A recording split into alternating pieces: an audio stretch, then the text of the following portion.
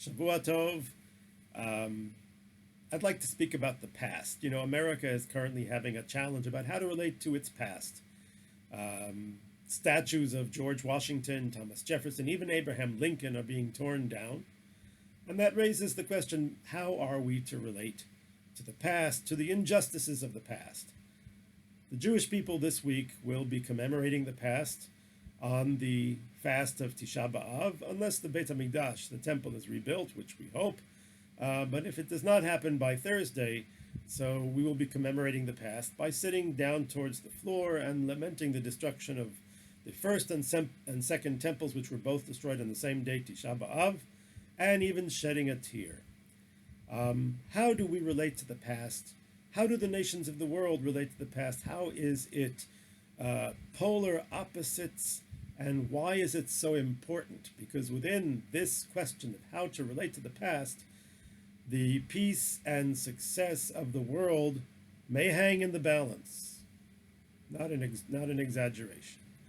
There is a legend told that Napoleon Bonaparte, the King of France, was on his way to wage war in the Holy Land against the Turks, and he was passing on his way through North Africa, came to the city of Alexandria, Egypt, where there was an ancient Jewish community. The day was Tisha B'Av, and Napoleon, who didn't necessarily understand what Tisha B'Av was, went quietly to visit the synagogue. Napoleon was a Philo-Semite. He had a strong love and admiration of the Jewish people. And so he went to the synagogue in Alexandria and walked in and was very astounded by what he saw. The Jews are sitting towards the floor and crying. So he asked somebody there to explain to him what it's about. And they said, oh, they're crying because their temple was destroyed and burned. And Napoleon said, really? He got angry. Who did this? I'm going to punish them. No, no, Your Majesty. It happened more than 1700 years ago. Now, I don't know if I believe this story, but the end of the story has a certain plausibility to it, and it is that Napoleon responded by shock. They're crying over something that happened so long ago, 17 centuries ago. Any nation that cries over their temple from so long ago will certainly deserve to see that temple rebuilt. And I think the reason why I can believe it is because Napoleon may have been thinking about doing that job himself. As we know from his writings, when he came to the Holy Land and fought against the Turks, he was hoping to be victorious and to establish a Jewish self-ruled entity in the Holy Land. In other words, he wanted to be the founder of the Jewish state. That's nearly a century before Herzl. Quite amazing. Sadly, he didn't succeed in his battle against the Turks and had to withdraw. And, well, it took us a little longer till we got here, but we're here now. Again, the question of how does the Jew relate to the past? It seems from this story that the Jew is very much connected to the past. The past affects us and impacts us powerfully even in the present time. The Maharal from Prague raises an interesting question. How come the happy holidays for the Jewish people all happen in transitional seasons, in spring, Pesach, and in autumn, Sukkot, whereas the days that are difficult for the Jewish people happen in extreme seasons? Asara B'Tevet, the 10th of Tevet, which commemorates the siege on Jerusalem, is in the middle of the winter.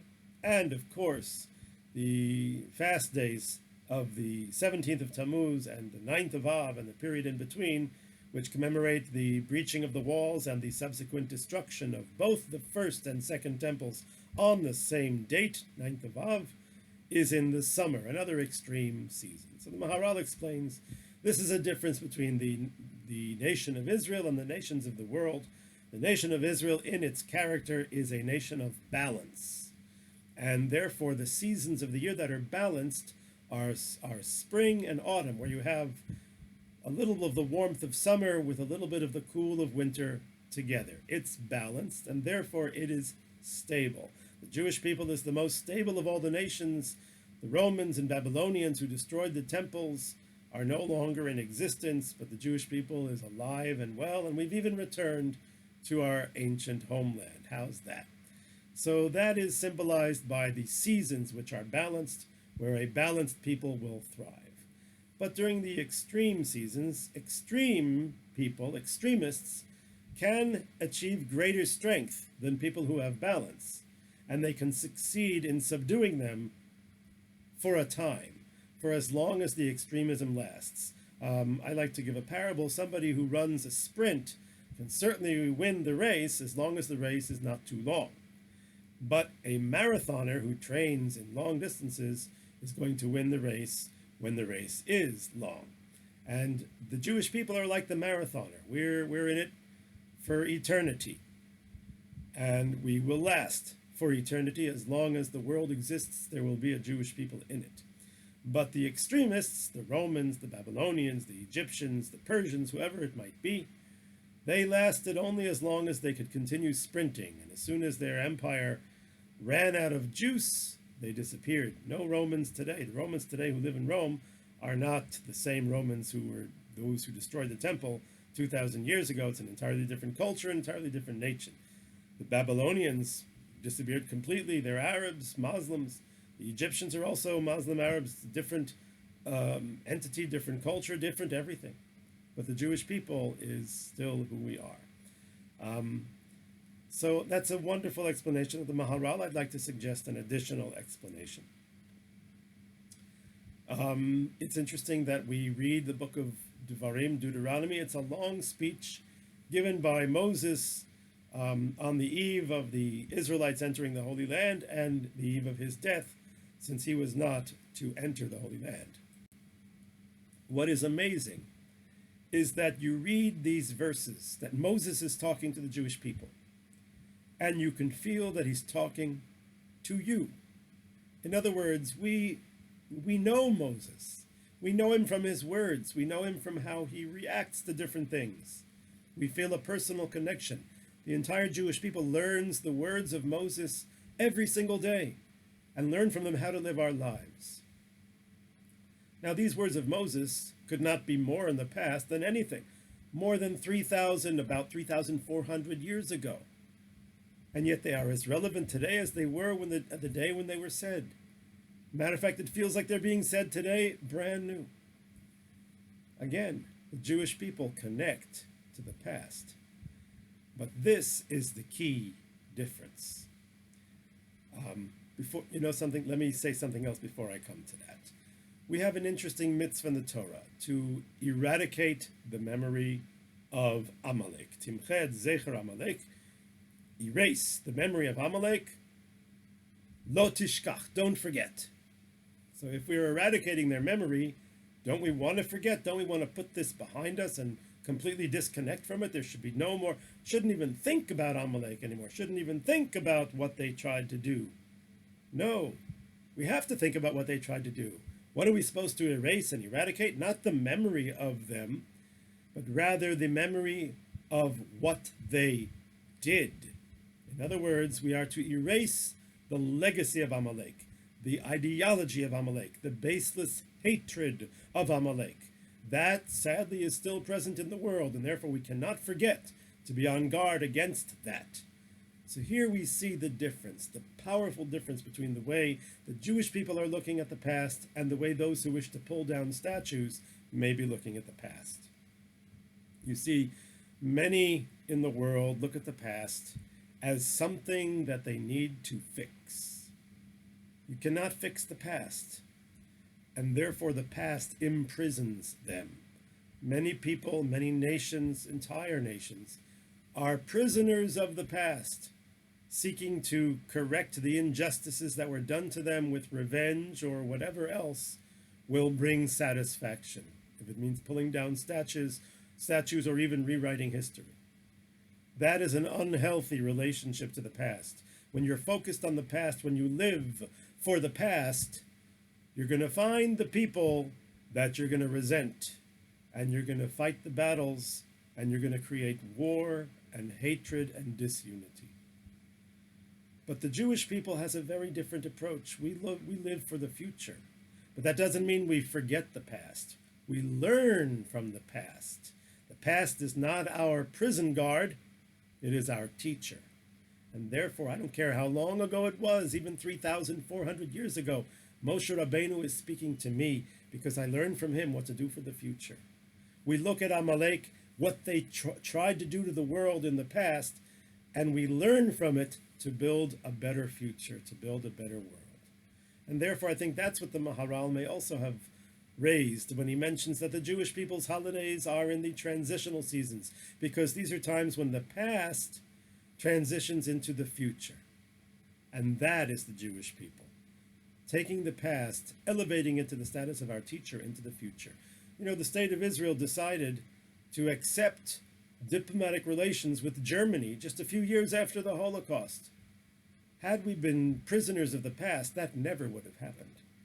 Matter of fact, I tell a story. I listen to podcasts of a great business coach, entrepreneur coach, by the name of Dan Sullivan, because not only does he have solid advice in the world of business, which is important to know, everybody has a certain connection to business, but also he's a bit of a philosopher. And so, you know, he's a non-Jewish fellow from Ohio, lives in Toronto. And in one of his podcasts, I started to suddenly take notice when he said that one of his favorite places to talk about and he visited is Israel, the state of Israel. So very interesting.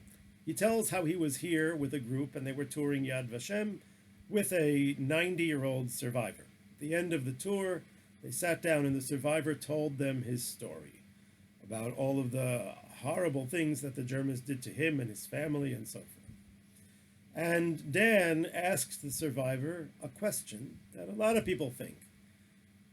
After everything that they did to you, the years in the camps, the fact that they wiped out your family, the terrible crimes, don't you ever think about revenge? And the survivor, Dan recalled, smiled and said, look, I'm 90 years old. I live in a country that's named Israel.